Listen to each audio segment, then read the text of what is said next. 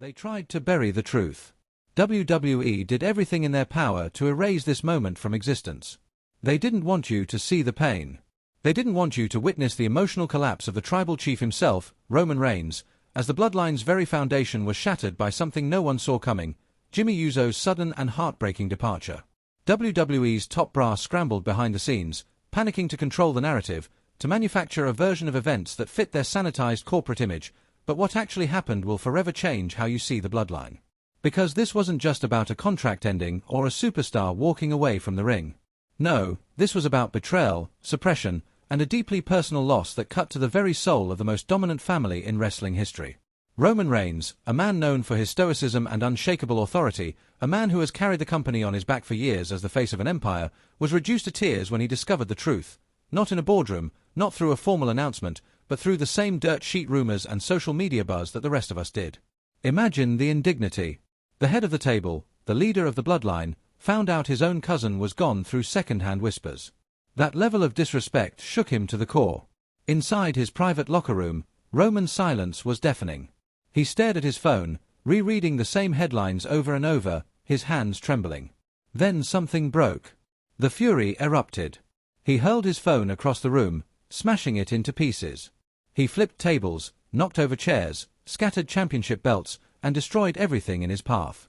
But the rage gave way to something far more raw, grief. Roman slumped into a chair and began sobbing uncontrollably. "He was my brother," he kept repeating. "They took him from me." This wasn't for cameras. This wasn't a storyline. This was the collapse of a man who had lost more than a partner. He had lost a piece of himself. And standing nearby was Paul Heyman, the wise man, the architect of the bloodline's legacy. Even he, a man who has navigated the darkest corridors of wrestling politics, had to leave the room, overcome with emotion at seeing Roman like that. But Roman wasn't the only one shattered. Jey Uso, Jimmy's twin brother, was equally devastated, but his pain looked different. He went silent, vanished emotionally, shut down completely. He didn't scream, he didn't rage, he sat alone in the parking lot for hours, motionless, whispering over and over, "How do I go on without him?" These two brothers had never been apart. Born together, raised together, trained together, debuted together. Their connection was deeper than wrestling, it was spiritual. To separate them is to tear apart something sacred. And now Jey is being asked to carry on, smile for cameras, and pretend it's all just a twist in the script. Meanwhile, Solo Sikoa, usually the stone-faced enforcer, was spotted breaking down in catering, checking his phone again and again, hoping, praying for a message from Jimmy that never came.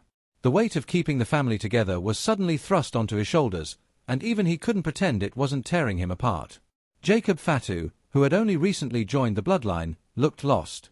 Jimmy had been his guide, his protector from the backstage snakes, his voice of reason. Now, Jacob's been left adrift in the most dangerous locker room in wrestling. The emotional wreckage extended far beyond the ring. Staff, crew members, and colleagues spoke of Jimmy in reverent tones. He wasn't just a wrestler, he was a protector, a mentor, a man who genuinely cared about the people around him. One production assistant shared how Jimmy helped her through a personal crisis, guiding her to resources without ever expecting anything in return. "He didn't have to care," she said, "but he did. That's just who he was." And all of that, tossed aside, disregarded, silenced. WWE's leadership didn't hold a tribute. They didn't even give Jimmy a proper send-off. Instead, they spun a PR web, crafting statements about creative differences and mutual decisions. They wiped him from storylines, pulled his merch from stores, edited him out of highlight packages. In the span of a few hours, they tried to erase a man who helped build the foundation of their modern success. Internal documents leaked by sources inside the company show what their real priority was, not the emotional fallout, not the damage to trust, not the destruction of a family, but the brand. The Bloodline brand. Their concern was ratings, public image, and TV deals. One memo read, "Minimize disruption to the Bloodline storyline. Prioritize positive media." As if this was just a bump in a marketing campaign. But for Roman Reigns, it was personal. He blamed himself. As the tribal chief, as the leader of his family, he believed it was his responsibility to protect them, not just in the ring, but behind the curtain. And he wasn't even given the chance. They left him in the dark. They made life-changing decisions without consulting him. Now, his being asked to carry on, to be the symbol of strength and unity, while grieving a brother ripped from his life. Sources close to Roman say he's not eating. He's not sleeping. He goes home to his family exhausted, not physically, but emotionally. He's questioning everything. His trust in WWE leadership is gone. His belief in the company's values has been shattered. And quietly, behind the scenes, Roman is considering his future. While under contract for years to come, the emotional toll is making him wonder if this is still the place he wants to be. Because how do you serve a kingdom that destroys your bloodline for profit? The void Jimmy left behind is massive. He wasn't just a member of the bloodline. He was its beating heart. Roman was the face, Solo the muscle, Jay the soul, but Jimmy was the glue.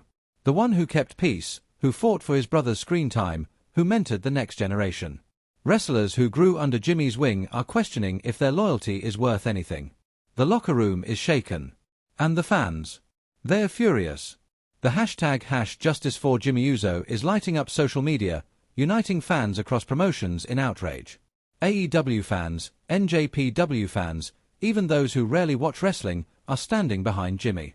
Not because of what he did in the ring, but because of who he was behind the curtain.